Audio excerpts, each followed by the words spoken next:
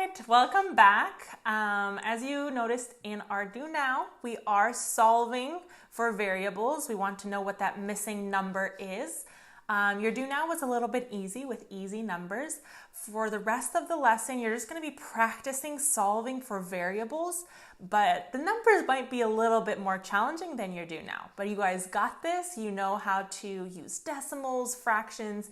You can do this. I highly recommend having scratch paper, or you can just type on your Google Notes. Okay, let's get started. First of all, our key point. Our key point is still going to connect to our bar model. We're still going to be drawing those models that match with our equation. So our key point is a bar model can be used to represent and solve any one-step equation.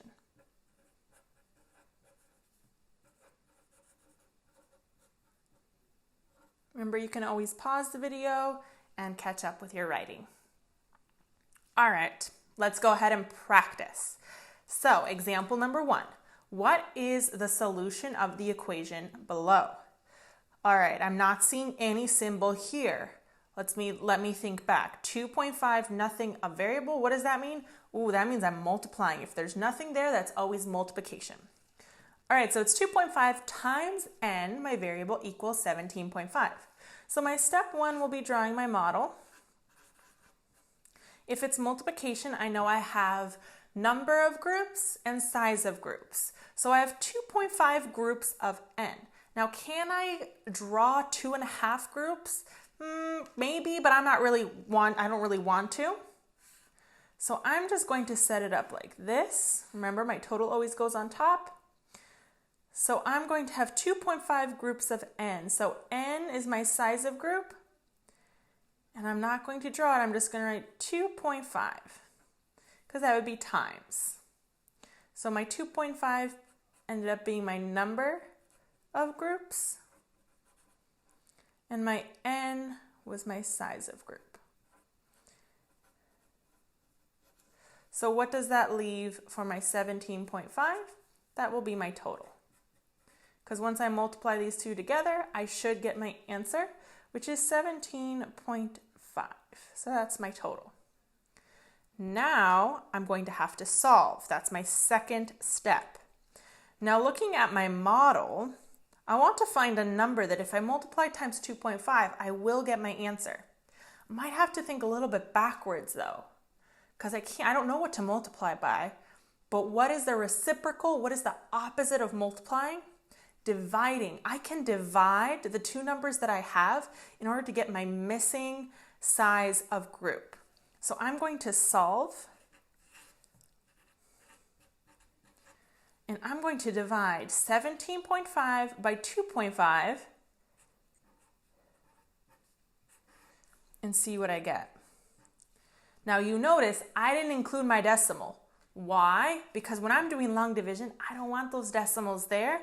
I can just shift both of them over once and I will get 25 and 17.5.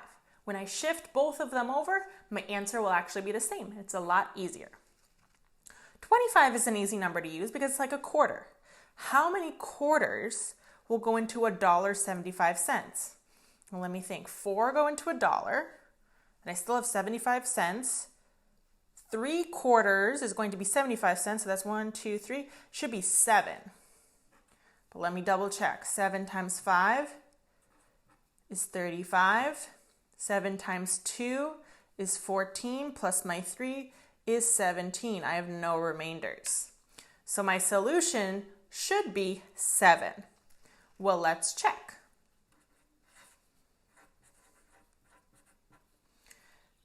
2.5 times my 7.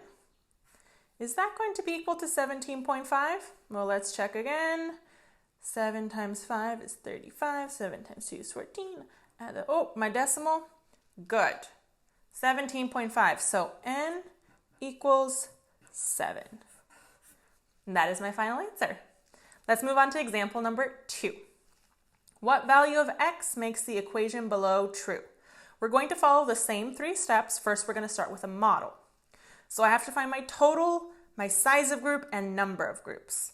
Well, I'm dividing my x, so I know my x is going to be my total because I'm splitting my total.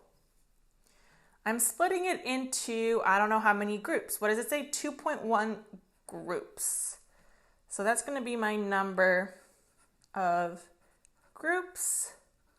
And the 1.5, told you wouldn't be easy numbers. 1.5 would be my size of group. All right, now that I've annotated it all, I'm ready to draw my model.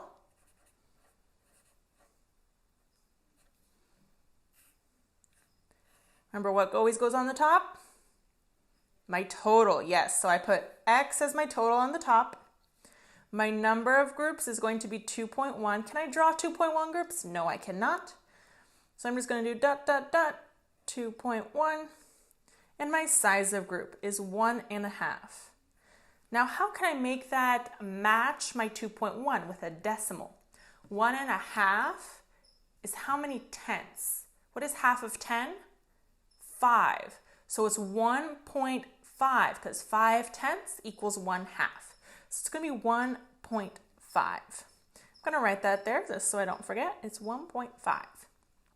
All right. Now looking at my model, how am I going to find my missing number? Well, I want to find my x. I know my size of group and I know my number of groups. So what can I do to find my total? Multiply. It's the opposite of division, so I can multiply to get my total. So my next step is to solve. Let's solve using multiplication. 1.5 times 2.1. Multiplications with decimals is easy. You guys got this. 1 times 5 is 5. 1 times 1 is 1. Don't forget about that power of 10. Put that 0 there. 2 times 5 is 10. 2 times 1 is 2.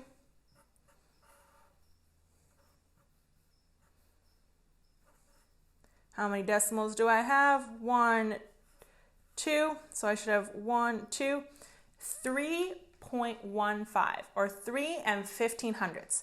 Hopefully that's going to be my answer, but I'm going to check first. So step 3 is to check. Let's check our answer. If our x is 3 15/100, I'm going to divide it by 2.1. However, I don't want any decimals right up here in the front, so what can I do? Shift it over once. If I shift my 3.15 over once, I'm still going to have a decimal, but that's okay. I can always have a decimal in my dividend. All right, so 21, how many times does 21 go into 31? Once.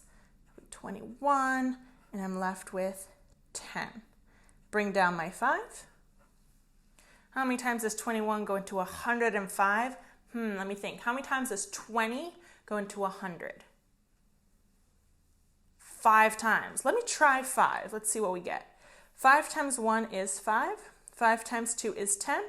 So I get exactly 105. No remainders. All right, but I forgot something. Well, I hope you caught it. I forgot to put my decimal. If I had a decimal right here, I had to add my decimal here.